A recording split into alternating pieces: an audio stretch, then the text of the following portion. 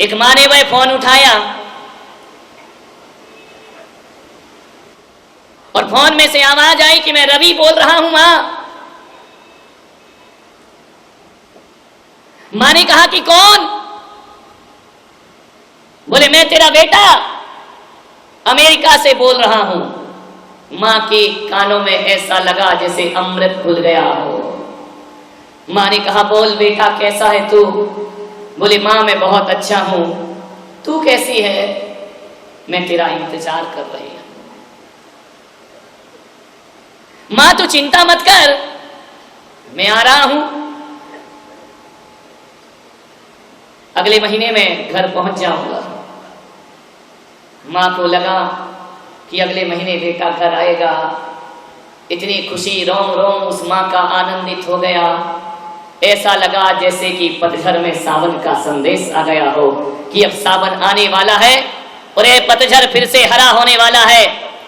सारी रात करवट बदलते बीती, कैसे वो एक माह पूरा होगा और मेरा बेटा आएगा। बेटे ने आने का ही संदेश नहीं दिया। आतिश उसने यही कहा कि माँ तू तैयार रहना, अब हम इंडिया में नहीं रहेंगे, अब हम अमेरिका में रहेंगे। माँ ने कहा कि बेटा तू क्या बोलता है? उस बेटे ने कहा कि माँ तेरी बहू कहती है कि अब माँ जी को यहीं लेकर के आ जाओ। अब बुढ़ापे में कहाँ दूर दूर रहना, हम साथ साथ रहेंगे और जीवन को आनंद से गुजारेंगे। इस बार तो माँ तेरी बहू का भी मन बन गया है कि माँ हमारे साथ रहेगी। माँ को तो लगा जैसे उसकी भावनाओं को पंख लग गए हों। माँ के दिल में एक तसल्ली हुई कि चलो अब बुढ़ापा मेरा अच्छे से कट जाएगा, बुढ़ापा बड़े सुकून और शांति से व्यतीत हो जाएगा। इंतजार कर रही है, रोज रोज एक दिया जलाती है भगवान के सामने। याद रखती है कि अब 15 दिन बचे हैं बेटे के आने के। हर दिन इंतजार है, जब भी कोई आहट आती तो लगता कि बेटा आ गया। रात जगती, दिन में बेचैन रहती, बहुत सी मिठाइयां बनाई। 5 साल बाद बेटा घर लौट रहा है, विदेश पैसा कमाने गया था। मां देखती है, फिर वह सोचती है कि विदेश चली तो जाऊंगी, लेकिन अमेरिका में मुझे लगेगा कैसा? मेरे जैसा कल्चर तो वहां का है नहीं, मैं कैसे अकेले रहूंगी वहां? फिर आया मन में कि चलो बहू है, पोते हैं, इनमें मेरा मन बहल जाएगा। उसने झट से फोन घुमाया बेटे को कि बेटा अब तो 5 दिन ही बचे हैं तेरे आने में, एक बात तो बता दे, मैं अमेरिका तेरे साथ चलूंगी, वहां मंदिर है या नहीं है, जिनालय है या नहीं है? यदि जिनालय नहीं है तो मैं वहां ना रह पाऊंगी। बेटे ने कहा माँ तू चिंता क्यों करती है, अमेरिका में भी एक भव्य जिनालय है, जिनेंद्र भगवान का मंदिर है, अपने घर से थोड़ा दूर है, तू चिंता मत कर, मैं तुझे रोज गाड़ी में ले जाऊंगा। और अब तो तेरी बहू को भी कार चलाना आती है, रोज मंदिर ले जाएगी। एक बार की तो बात क्या, माँ तू कहेगी तो सुबह भी मंदिर जाएंगे और शाम भी मंदिर। ये जैनत्व के संस्कार हैं। यहाँ धन दौलत या मकान की कीमत नहीं होती। हमारी समाज की महिलाएं ये नहीं देखती कि मोहल्ला कैसा है, वो ये देखती हैं कि वहाँ भगवान का मंदिर है या नहीं है। ये संस्कार है मंदिर जाने के। माँ तू सब तैयारी कर लेना, पूरा सामान जमा लेना। माँ ने कहा तू चिंता मत कर बेटा, मैं तेरे साथ जरूर चलूंगी। 2 दिन बचे हैं, बड़े पकवान बना रही है माँ।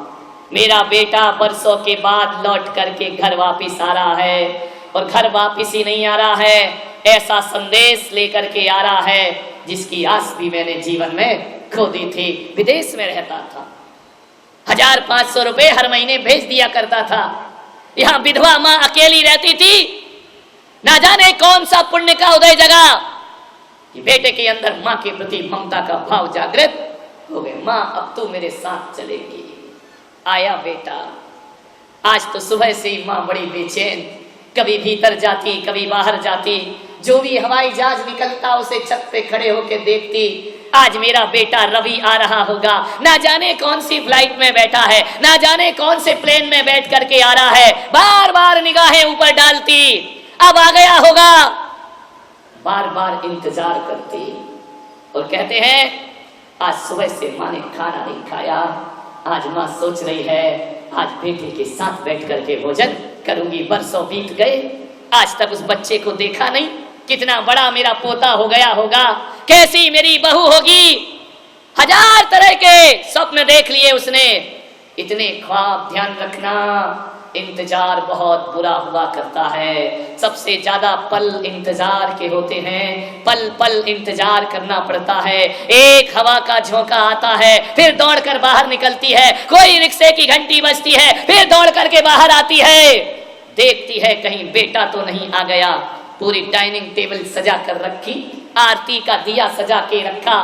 मेरे बेटे का स्वागत करूंगी, तिलक लगाकर उसका अभिनंदन करूंगी। और एक घंटी बजी घर के दरवाजे की। दरवाजा खोला तो सामने जवान बेटा खड़ा हुआ। आंखों से छल छला गई आंखें। बेटे ने माँ को प्रणाम किया, लिया अपनी बाहुओं में भर लिया, समेट लिया अपनी बाहुओं में। कहते हैं माँ यदि अपनी बाहुओं में समेट ले औलाद को तो दुनिया भर की थकान तो क्या, जिंदगी के सारे जख्मों को भी मलहम लग जाया करती है। मैं आपसे निवेदन कर रहा हूँ, कितने भी बीमार हो, कितने भी सिर में दर्द हो रहा हो, दवाइयाँ लेकर खाओगे, कई तरह के उपचार करोगे। मैं कहता हूँ कि कितना भी बड़ा बेटा क्यों ना हो जाए, यदि सिर में थोड़ा सा भी दर्द है, अरे माँ की गोद में अपना सिर रख देना। और माँ ने अपनी उंगलियों से सहला दिया, उस दर्द को भागने में फिर ज्यादा देर नहीं लगा। माँ से बड़ा क्या है, माँ से बड़ी दुआएं कहाँ मिलती हैं। कौन है जो हमें मुफ्त में दुआ देता हो। एक दोस्त दोस्ती करता है तो बदले में कुछ भावनाएं रखता है। पत्नी भी कुछ उम्मीद लेकर जीती है, बच्चों को भी कुछ आशाएं होती हैं, लेकिन माँ तो माँ होती है। एक बात याद रखना, माँ के जैसी दुआएं जगत में किसी के पास नहीं होती। एक बच्चा मेरे दर्शन करने आया, मेरे चरण छू रहा है। मैंने कहा बेटा, बोले आशीर्वाद दे दो। मैंने कहा किस बात का? कि मेरी जिंदगी खुशहाल रहे।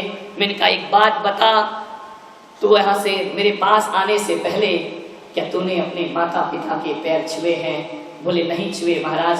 मैंने कहा क्यों? बोले पहले छूता था। मैंने कहा क्या मतलब? बोले जब मैं छोटा था तब मैं माँ बाप के पैर छूता था, अब मैं बड़ा हो गया, मैंने ऊपर से नीचे तक देखा, तू कितना बड़ा हो गया। एक बात याद रख बेटा, चाहे वकील बन जाए, डॉक्टर बन जाए, इंजीनियर बन जाए, मैं तो कहता हूँ प्रधानमंत्री नरेंद्र मोदी भी क्यों ना बन जाए, कोई भी औलाद अपने माँ बाप से बड़ी कभी नहीं हो सकती है। माँ बाप की नजरों में वह छोटा का छोटा ही रहेगा। अरे इतने बड़े मत बनो कि माँ बाप छोटे दिखाई देने लगे। हे प्रभु, इतनी ऊंचाई मत देना जहां से माँ बाप की ऊंचाइयां कम पड़ने लगे। बेकार की वो ऊंचाइयां होती हैं। एक आदर्श प्रस्तुत किया। नरेंद्र जी मोदी जब जीते, भारी बहुमतों से जीत कर आए, सबसे पहले वो कहीं नहीं गए, ना किसी नेता से मिले, ना किसी रईस अमीर आदमी से मिले। वह जाकर के सबसे पहले अपनी माँ के चरणों का स्पर्श किया करते हैं। ये संस्कार है हमारे जीवन के। एक बात ध्यान रखना, कोई बेटा यदि माँ के पैर छूता है तो ये मत सोचना कि माँ का सम्मान बढ़ा है। माँ का सम्मान नहीं बढ़ता, बल्कि तुम्हारे बेटे होने पर चांद चांद लग जाया करते हैं। सम्मान तो तुम्हारा बढ़ेगा, माँ बाप का क्या सम्मान बढ़ेगा? वह तो सम्मानित ही होते हैं। किसी ने अपने माँ के चरणों में पैर रखा, सिर रखा है, तो एक बात ध्यान रखना, अपने भाग्य की रेखाओं को वह पलट लिया करता है। हजार आड़े टेढ़े रेखाएं हो तुम्हारे हाथ में, हजार ग्रह आपके गलत हो, लेकिन एक बात ध्यान रखना, रोज सुबह उठकर माँ की दुआएं ले ले, कोई ग्रह तेरा कुछ नहीं बिगाड़ सकता है। एक बात याद रखिए, माँ की दुआएं किसी संत के आशीर्वाद से कम नहीं हुआ करती हैं। मैंने कहा सबसे पहले बेटा अपने माता पिता के चरण छूना, उसके बाद जाकर गुरु के चरण छूना। प्रातः काल उठई रघुराई, माता पिता गुरु शीस नवाई। ये हमारी संस्कृति है, ध्यान रखिए। मातृदेवो भव पितृदेवो भव। माँ बाप से बड़ी दुआएं कहीं नहीं मिला करती हैं। जिसको देखो वो सजा देता है, दोस्त बनकर के दगा देता है। एक माँ बाप का दिल है इस दुनिया में, वरना मुफ्त में यहाँ कौन दुआ देता है? वरना मुफ्त में यहाँ कौन दुआओं से भरी उस माँ की हाथ में गुलाब की माला हो या ना हो, उसकी माँ की हाथ में दुआओं के हाथ सजे हुए थे। जैसे ही बेटे को बाहुओं में भरा, आंखों से अश्रुधारा बही माँ की। बरसों के बाद दीदार हुआ है तेरा, कितना बड़ा हो गया रे तू, अब तो मेरे कंधे से भी ऊपर आ गया। कितना छोटा था तुझे याद है, इसी आंगन में खेला करता था, इसी आंगन में तेरी उंगली पकड़ के मैंने तुझे चलना सिखाया था। जब तुझे बोलना नहीं आता था ना, तो मैंने ही तुझे बोलना सिखाया था। हाँ माँ, मुझे याद है। अरे वो याद है तुझे, जब तू बहुत मचला था, जब बहुत ज्यादा जिद कर रहा था, पापा ने एक चाटा मारा था तुझे, और जब पापा ने मारा तू दौड़ा दौड़ा आके मेरे आंचल से लिपट गया था। पापा ने कहा आज इसे खाना मत देना, तुझे दरवाजे में बंद कर दिया था एक कमरे के अंदर। तुझे मालूम है, तू खिड़की से मुझे बुला रहा था कि माँ बहुत जोरों से भूख लगी है, पापा का पहरा बाहर लगा हुआ था, तुझे कुछ भी याद नहीं। मैंने पापा से नजरें बचाकर खिड़की से तुझे 2 रोटियां दी थी कि ले बेटा ये रोटियां खा लेना। एक बात ध्यान रखना, माँ वो होती है जो अपनी औलाद को अपराधों से बचा लिया करती है, माँ वो होती है जो गुनाहों से बचाया करती है, माँ वो होती है गुनाहों से नहीं बचाती है, गुनाहों की सजा से भी अपनी औलाद को बचा लिया करती है। माँ तो माँ होती है। तुझे कुछ याद है अपना बचपन? माँ मुझे सब कुछ याद। चल, तुझे दूध जलेबी बहुत अच्छी लगती है ना, आज मैंने वही बनाई है, अपने हाथों से माँ खिला रही है, बेटा खा रहा है। बेटे ने कहा माँ मेरे पास ज्यादा समय नहीं है, अपने को जल्दी चलना है अमेरिका। माँ ने कहा ऐसी भी क्या जल्दी है? बोले माँ तू जानती है ना मैं वहां जॉब करता हूं, एक दिन की भी छुट्टी बड़ी मुश्किल से मिलती है। मैं सब तैयारी करके लाया हूं, तेरा वीजा बनवा लिया है, सब कुछ कर लिया मैंने, बस माँ 2 दिन हम यहाँ रहेंगे। अब तू ऐसा कर, जल्दी से मैं प्रॉपर्टी डीलर से मिलकर आता हूँ और इस मकान को बेच देना चाहिए। माँ ने कहा कि बेटा मकान बेचेगा? बोले हाँ माँ, जब अपने को यहाँ रहना ही नहीं है, सब वहां रहेंगे, कौन इस मकान की देखभाल करेगा, कौन यहाँ पर रहेगा? चल माँ जल्दी से, मैंने सब तैयारी कर ली, जो सामान तुझे बांधना है बांध ले। माँ कभी मकान को देखती है, कभी बेटे को देखती है। अरे बेटा जब छोड़कर चला गया था, इसी मकान ने उस माँ को पनाह दी थी, इस मकान की 4 दीवारों ने जिसे जीवन दिया था, वह देख रही है मकान को, जिसकी एक एक ईंट को मैंने ऐसे संभाला है जैसे अबोध बच्चे को कोई माँ संभाला करती है। बेटा गया प्रॉपर्टी डीलर के पास और माँ यहाँ मकान की दीवार पर हाथ फेरती है। मेरे पति की अंतिम निशानी विधवा सावित्री जब उस मकान के बिकने की बात सुनती है, ऐसा लगता है जैसे कोई सीने से कलेजा निकाल रहा हो। लेकिन उसने सोचा कि जब बेटे के साथ जाना ही है, सच तो कह रहा है एक ही तो मेरा बेटा है, और जब मैं वहां रहूंगी इस मकान की देखभाल कौन करेगा? आनंद फानन में औने पौने दाम में मकान बेच दिया गया, जितना पैसा मिला ले लिया, रजिस्ट्री कर दी गई दूसरे के नाम। अब माँ ने कहा चल बेटा मैं एक बात तो बता, मेरा पोता कितना बड़ा हो गया? माँ 4 साल का हो गया है, बहुत याद करता है, कहता है मुझे दादी से मिलाओ, मेरी दादी कैसी है? माँ की ममता उमड़ पड़ी, बच्चों से ज्यादा प्रेम माँ का अपने पोते पर हुआ करता है। बेटा ऐसा लग रहा है कि पंख लगा के मैं उड़ जाऊं। माँ पंख लगा के ही चलना है। बोले क्या मतलब? बोले हवाई जहाज हमारा इंतजार कर रहा है, चलो। बेटे ने बिठाया उसे कार में, एयरपोर्ट की ओर ले गया। एयरपोर्ट में जैसे ही पहुंचा, वहां बोला माँ तू इस चेयर पर बैठ, मैं जब तक बोर्डिंग के सब जांच करा लेता हूँ, जा करके वीजा वगैरह सब कंफर्म कर लेता हूँ, तू इंतजार कर यहाँ बैठ। सुबह 9 बजे बेटा अंदर गया, 9 बजे से 10 बज गए, 11 बज गए, 12 बज गए, दोपहर को 3 बज गए। माँ इंतजार कर रही है। बगली क्या जाने अनपढ़, उसे क्या मालूम कि भीतर कैसी जांच चला करती है। वह उठ करके चेयर से एयरपोर्ट में जब अंदर जाने लगी, लोगों ने रोक दिया, तुम अंदर नहीं जा सकती हो। माँ ने कहा मैं क्यों नहीं जा सकती हूँ? मुझे अमेरिका जाना है, मेरा बेटा मुझे लेने आया है। अंदर देखो, मेरे बेटा पूरी जानकारियां ले रहा होगा, मेरा वीजा कंफर्म करा रहा होगा, पता करो। अंदर से आवाज आई, भीतर कोई पैसेंजर नहीं है। माँ ने कहा ऐसा नहीं हो सकता, मेरा बेटा मुझे यहाँ बिठा करके गया है, पता करो जरा। देखा लिस्ट में रवि नाम का कोई लड़का, बोले रवि नाम का लड़का है और वह 10 बजे फ्लाइट से अमेरिका जा चुका है। और उस माँ को इंतजार करते हुए वहीं छोड़ गया, ले गया वह दौलत जो मकान उसने बेचा था। माँ की रूह कांप गई कि इस कलयुग में कोई बेटा ऐसा भी हो सकता है। अरे दुनिया को धोखा देने वाला क्या अपने माँ बाप को भी धोखा दे सकता है। कहते हैं मकान बेच करके पूरा पैसा ले गया, जो जेवर उस बूढ़ी विधवा माँ ने एकत्रित किया था उसे भी लेकर के हवाई जहाज में उड़ गई वो औलाद। माँ की आंखों से गर्म गर्म आंसू गिरे, गालों को छूते हुए शब्द मौन हो गए, ठिठकी सी रह गई वह माँ। ऐसा भी कोई लुटेरा इस धरती पर होता है? अरे जिसके लिए सब कुछ दे दिया वही औलाद बुढ़ापे में उसे छोड़ करके अब जाने के लिए पैसा भी नहीं है घर वापिस, पैदल पैदल पहुंचती है घर में।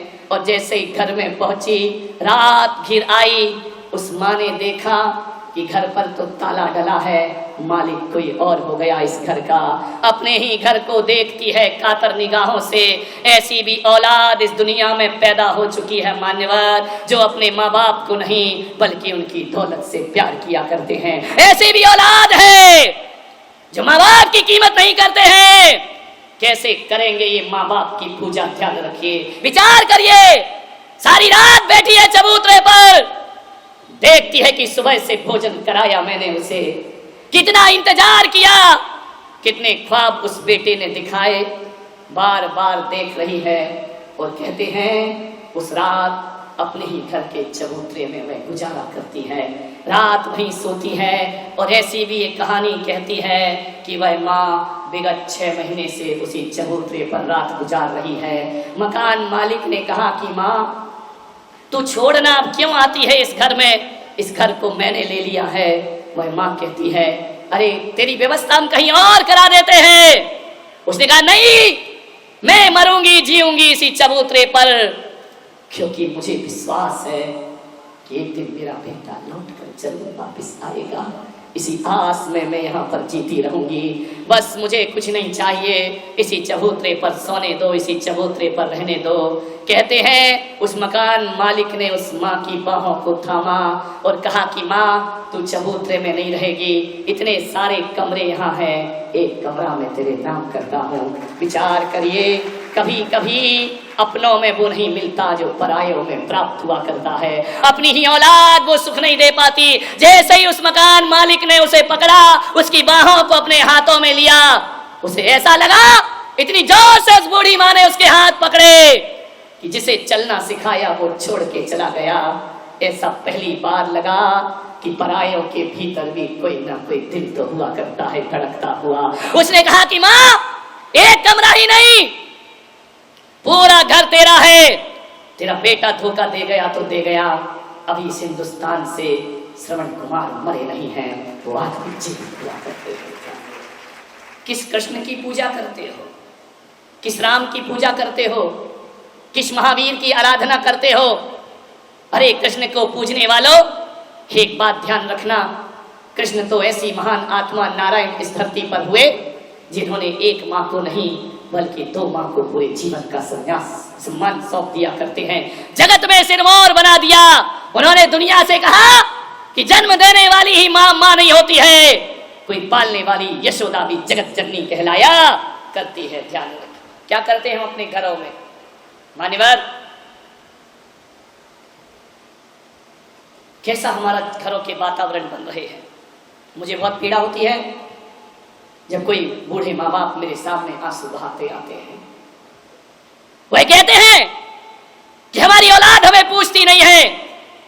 मान्यवर, औलाद ना हो तो यही दुख होता है कि हमको संतान नहीं है, लेकिन संतान होने के बाद जब संतान उपेक्षा करती है, इससे बड़ा दुख दुनिया में कोई दूसरा नहीं। माँ बाप को जीवन में 2 बार दुख होता है।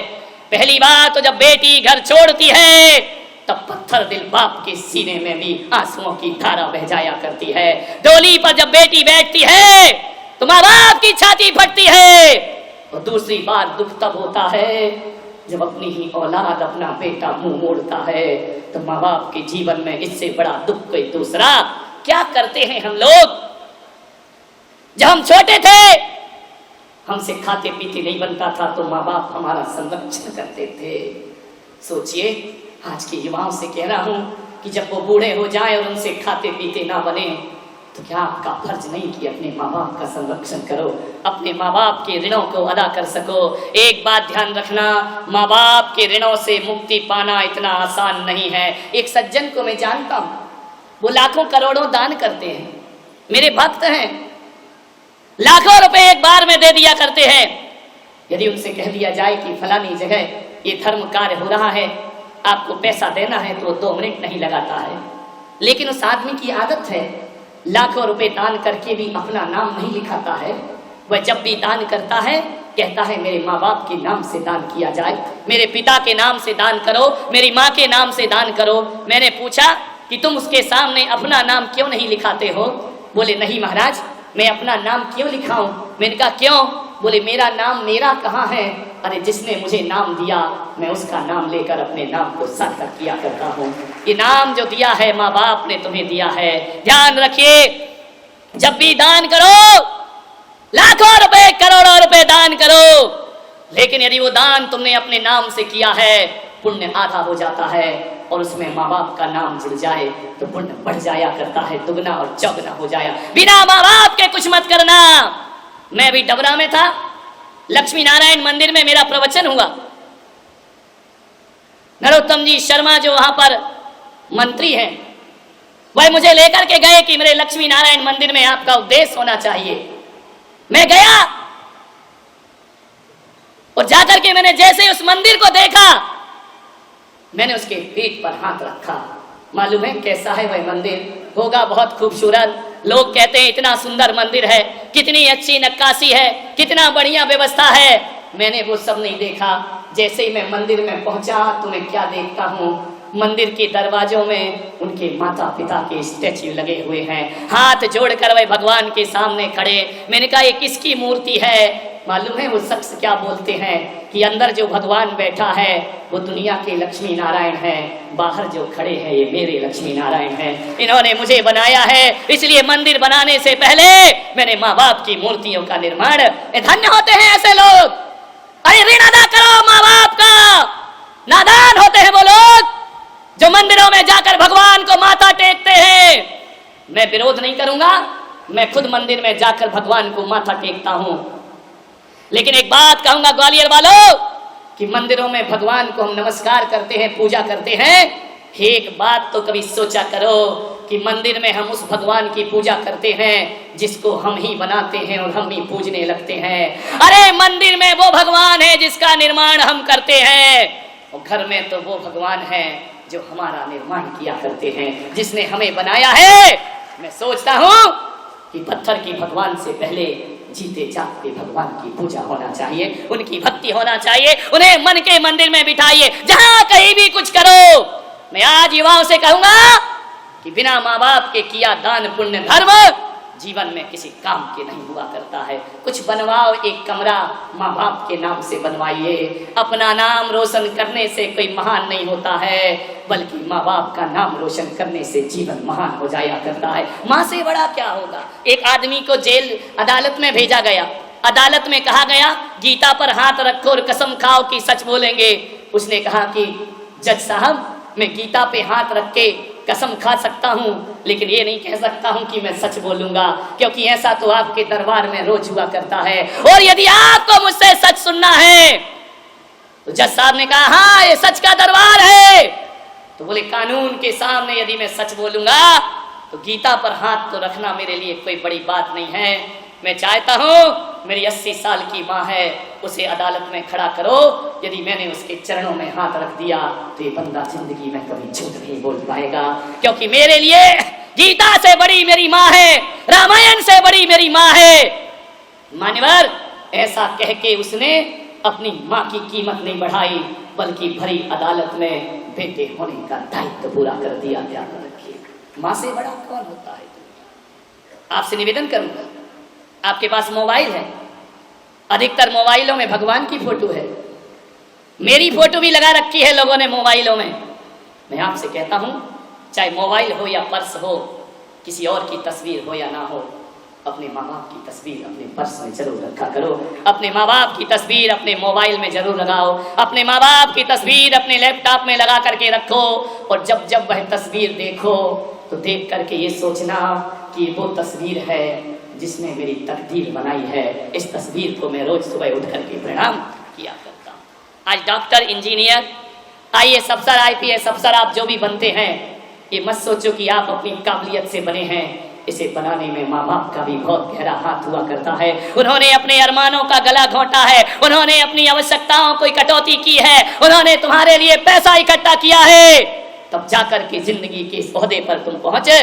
आज जो भी तुम हो, एक बात ध्यान रखना, मैं आज संत बनकर यहाँ प्रवचन कर रहा हूँ, तो एक बात ध्यान रखिए, इसमें केवल मेरा हाथ नहीं है, इसमें हमारी माँ का भी बहुत बड़ा हाथ हुआ करता है। यदि परिवार सहयोग नहीं करता तो कौन माँ है जो अपनी औलाद को अपने से दूर कर सकती है।